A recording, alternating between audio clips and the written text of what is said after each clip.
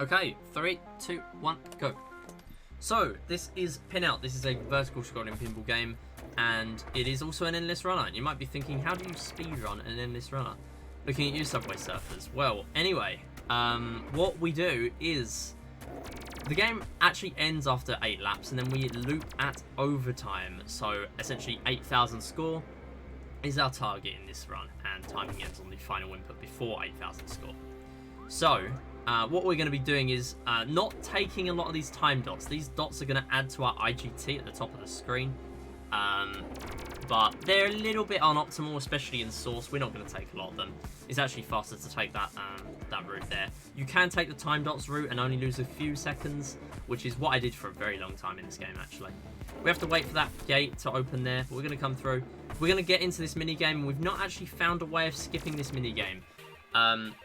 This is the only one that we do not know how to skip. You can get lucky collisions off of these bumpers and then sometimes get close to missing it, but we've never actually been able to skip it yet. Maybe I'll put a bounty up, I don't know. That's probably how you get things done, right? Anyway, we're going to be taking shorter ramps, he says, as he goes through the loop-de-loop, but that's okay. We're going to go left side here, and then we're going to go right side. There we go. And left side from the left flipper there is actually not possible, as far as I'm aware. So we're not going to be able to do that. Going to optimize by going through that gap there and then taking this one. Bit of a consistent timing here. All you need to do is just tap the ball as soon as it rebounds. Yo, welcome Theon. How you doing? Good to see you. Thank you for the good lucks. Yeah, as soon as the ball rebounds, and there are a few consistent things in this game like that, you can just tap it, tap the flipper, and it will just go. Luckily here, although that was slowing down there, once you get to these checkpoint ramps, they will normally not throw you back. Ramps in this game mostly are, or sometimes are intended to slope forwards rather than backwards. If they slope backwards, then it can be a bit of a pain.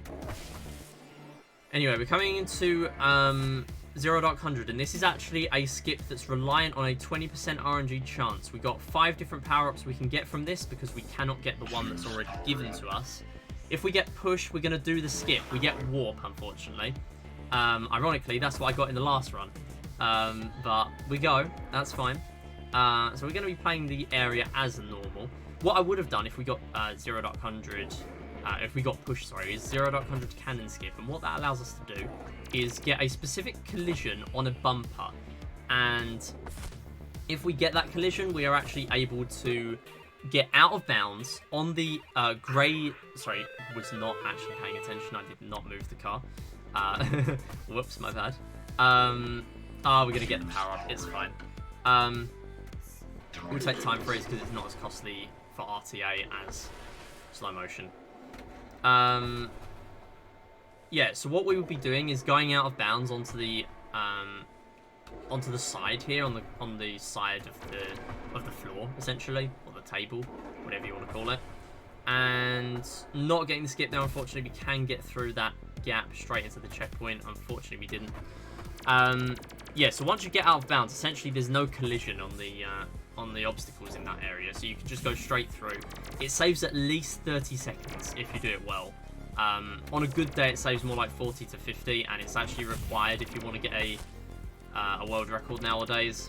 Unless someone finds something to, you know, manipulate RNG, we are kind of stuck with a 20% chance.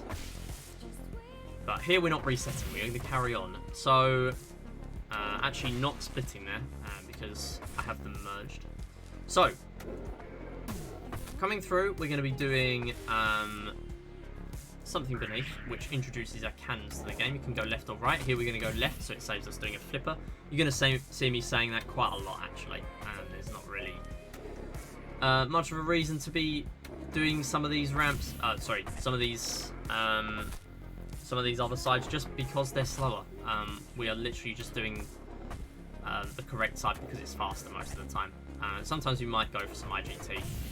And we're going to go straight through here. We're going to get that checkpoint, and we are entering Granular Rainstorm, which has a guaranteed push power-up. So although we didn't get it earlier, we can show it off. And it's coming up in a minute. So essentially, this area is really, really long. If you fall, or really open as well, it feels really long just because it's really open. But if you fall backwards, you are going to be essentially at the mercy of the game. You really can fall back multiple times until you really get close to a flipper. So here, push eliminates that that problem. So push actually pauses. The duration of push is really short, but it pauses whenever we're aiming. So we want to be aiming for most of our use of push here. And what I'm going to do is Granular Rainstorm Cannon Skip. So this was found Christmas Day 2021, and it allows us to go through here. We're not going to have that much left for the next area, and go straight through to here. Have a little bit of push left over, not too much there, unfortunately, because it wasn't great in the previous area. And just skip the RNG, really, of the bumpers. So there is a bumper section with a ton of time dots in the previous area. So that's the main reason that this is costly. It's costly for IGT, so if you're playing for safety, it's not great to go for.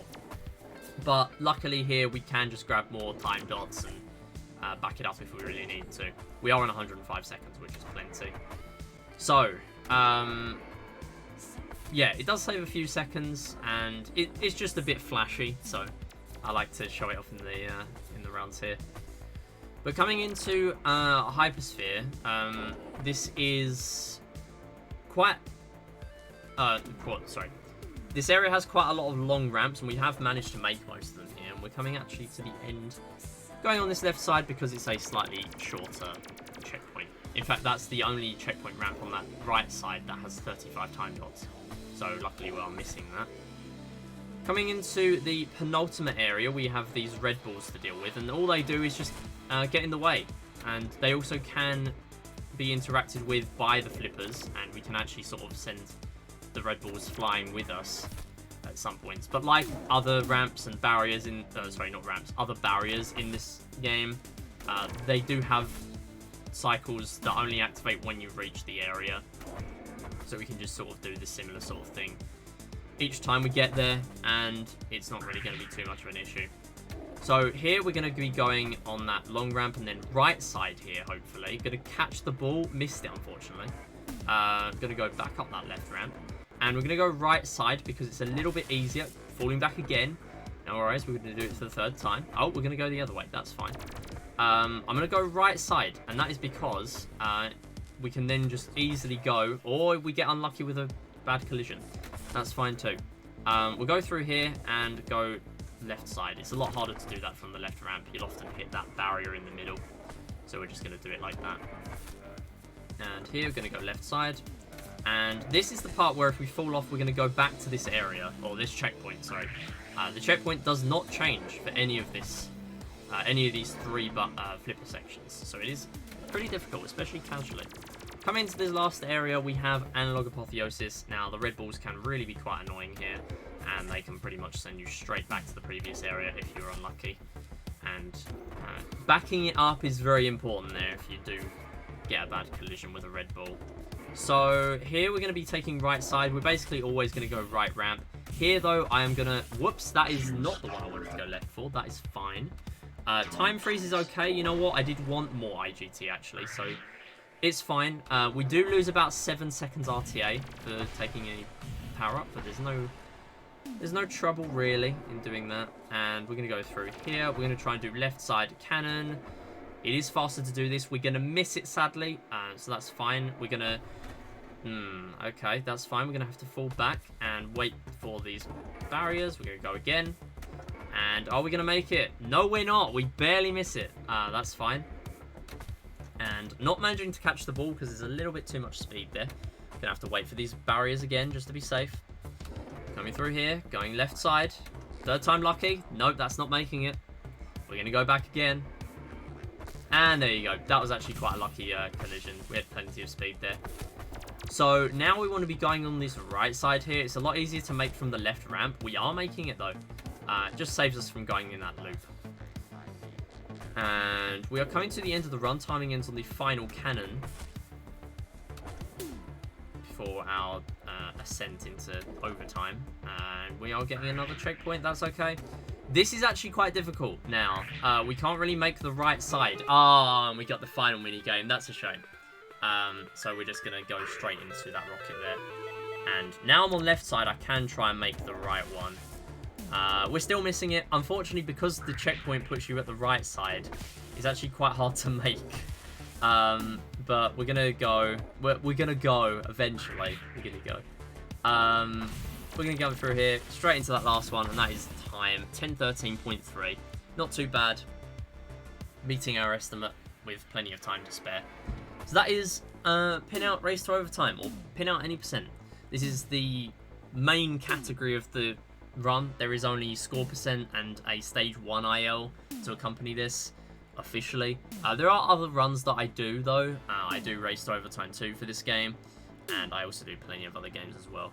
But Race to Overtime 2 is really interesting because it does implement time management to make sure you have enough to complete a second lap of the game going into overtime, because there's no extra time dots in overtime, so you do need to make sure you have enough when you're coming into this area. So thanks everyone for watching. I'll see you next time.